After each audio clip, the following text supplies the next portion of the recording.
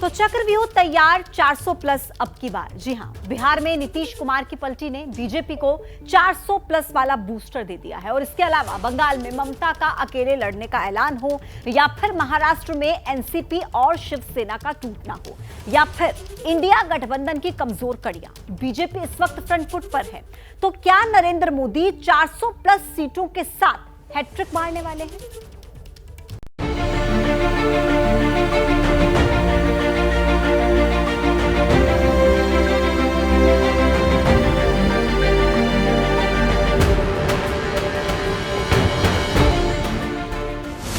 पहले असंभव सा दिखने वाला टारगेट सेट करना, फिर लक्ष्य को पाने के लिए जी तोड़ मेहनत करना, नेता से लेकर कार्यकर्ता तक को जीत का यकीन दिलाना,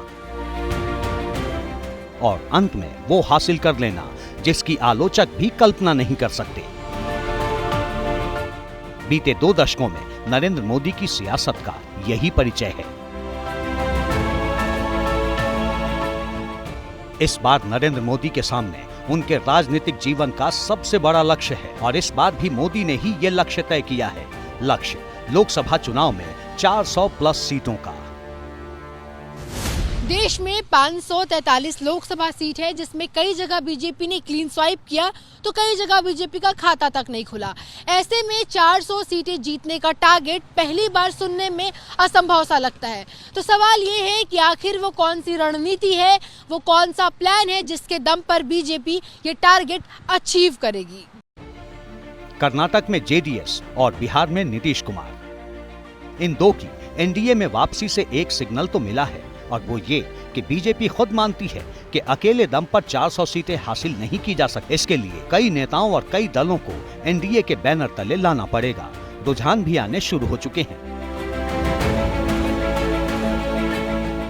25 जनवरी को आई इन तस्वीरों को देखिए। कर्नाटक के पूर्व मुख्यमंत्री जगदीश शेट्टार ने सियासत में घर वापसी कर ली। 6 बार बीजेपी के विधायक शेट्टार को लिंगायत समाज का बड़ा नेता माना जाता है। उनका परिवार जनसंघ के दिनों से बीजेपी से जुड़ा रहा। बदले में बीजेपी ने भी उन्हें सीएम की कुर्सी दी। विधानसभा चुनाव से पहले कांग्रेस में गए, सरकार कांग्रेस की बनी, लेकिन शेट्टार फिर बीजेपी में आ गए। In the parliament election, our main motive is to Modi ji leadership, and he has to become prime minister once again. It is everybody's moment. It is everybody's dream. For that purpose, I rejoined the party. ये तो सिर्फ झांकी है। सूत्रों का दावा है कि बीजेपी इस वक्त ऐसे कई बड़े नेताओं के संपर्क में है जो या तो स्टेट लीडरशिप से नाराज होकर पार्टी छोड़ गए, या पार्टी छोड़कर बीजेपी में आना चाहते हैं। तो हिंदी बेल्ट में दूर दूर तक बीजेपी को लोकसभा चुनाव में पछाड़ने वाली पार्टी अभी तो किसी सर्वे में या फिर जमीन पर नजर नहीं आ रही। अकेले बिहार ही वो हिंदी भाषी राज्य है जहां पर कभी भी बीजेपी का मुख्यमंत्री नहीं बना। लेकिन बीजेपी का फोकस मुख्यमंत्री पर नहीं बल्कि पीएम पर है। लड़ाई पटना की नहीं बल्कि दिल्ली की है। आगे बढ़े उससे पहले आपको बिग वॉल ग्राफिक्स की मदद से समझाते हैं कि आखिर मोदी का मिशन 400 प्लस आसान करने वाले स्टेट कौन कौन से, यानी कि देश के वो राज्य कौन से हैं जहां पर बीजेपी क्लीन स्वीप का टारगेट लेकर उतरने वाली है। आइए बिग वॉल पे नजर डालिए तो देखिए कुल 211 में से 62 सीटें। उत्तर प्रदेश की अगर बात करें तो 80 में से देखिए 62 सीटें जो है वो 2019 में बीजेपी ने जीती थी। तो कुल मिलाकर जो सीटों का ये जो आंकड़ा है ये बढ़ेगा आगे, जैसे जैसे वॉल खुलेगी आंकड़ा बढ़ेगा। 26 में से 26 सीटें गुजरात में 2019 में बीजेपी के खाते में गई थी। अब आगे बढ़े, आपको दिखाए इस बिग वॉल के जरिए और कौन से राज्य हैं। राजस्थान में देख लीजिए 25 में से 24 सीटें बीजेपी के खाते में गई थी। ये 2019 का डेटा आप इस वक्त अपने टीवी स्क्रीन पर देख रहे हैं, जहां पर 10 वो स्टेट हैं जिनमें किस तरीके से बीजेपी हैवी वेट रही है वो आपको दिखा रहे हैं। मध्य प्रदेश जहां 29 में से 28 ऐसे जो सीटें हैं वो बीजेपी के खाते में गई थी। इसके अलावा देखिए और भी कई ऐसे 10 राज्य कुल ऐसे हैं। हरियाणा की बात करते हैं, हरियाणा में देखिए 10 में से 10 सीटें जो थी वो बीजेपी के पास गई थी 2019 में। तो जैसे जैसे स्टेट्स खुल रही हैं वैसे वैसे ये जो आंकड़ा है यहां पर प्लस हो रहा है। जो ये टोटल का आंकड़ा है आप देख लीजिए।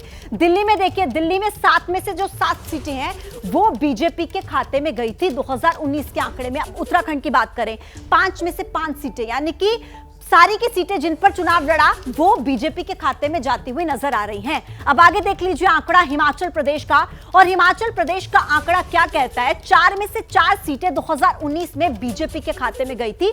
ये देख लीजिए, ये आंकड़ा आपको दिखा रहे हैं। तो झारखंड में देख लीजिए, झारखंड में 14 में से 11 सीटें हैं जो बीजेपी के खाते में गई थी साल 2019 में। छत्तीसगढ़ में 11 में से 9 सीटें बीजेपी के पास आई थी।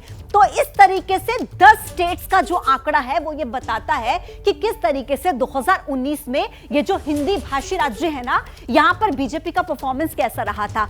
कुल आपको एक बार फिर से बता दें, 211 में से 186 सीटें 2019 में बीजेपी के खाते में गई थी। अब आगे बढ़ते हैं, मैं आपको बताऊंगी उन राज्यों के बारे में जहां पर बीजेपी बहुत बड़ी तैयारी के साथ रेडी है, जहां पर 2019 की तुलना में माहौल बहुत ज्यादा बदल चुका है। याद रखिए कि महाराष्ट्र, बिहार और बंगाल को इत्मीनान से समझना इसलिए जरूरी है क्योंकि इन 3 राज्यों में ही 130 सीटें हैं। देख लीजिए बिहार में, जहां 40 में से 17 सीटें बीजेपी के पास, लेकिन अब जेडीयू एक बार फिर से एनडीए में है। आगे देखिए महाराष्ट्र में 48 में से 23 सीटें बीजेपी के पास, शिवसेना और एनसीपी में फिलहाल यहां पर फूट है। तो इस तरीके से राज्य दर राज्य आप स्थिति देख लीजिए। पंजाब में जहां 13 में से 2 सीटें, लेकिन यहां पर आम आदमी पार्टी और कांग्रेस अलग लड़ाई लड़ेंगे।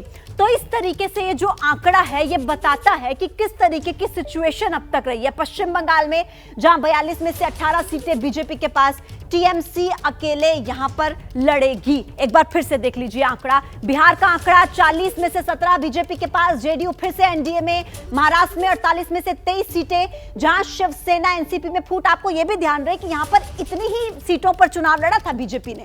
पंजाब में जहां 13 में से 2 सीटें हैं, वहीं आम आदमी पार्टी और कांग्रेस अलग यहां पर चुनाव लड़ेंगे। पश्चिम बंगाल में 42 में से 18 सीटें बीजेपी के पास, लेकिन टीएमसी यहां पर अकेले चुनाव लड़ेगी।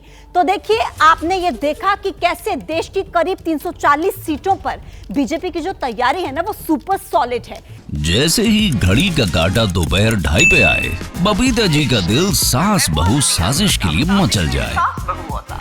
और ये है इनकी बहू, पूरे दिन ऑफिस की टेंशन हो जाए गॉन जब ये करें अपना फेवरेट शो फ्री टाइम पे ऑन। इनकी तरह आप भी देखिए अपना फेवरेट शो अपने टाइम पर और डाउनलोड कीजिए एबीपी लाइव ऐप अपने स्मार्ट टीवी पर।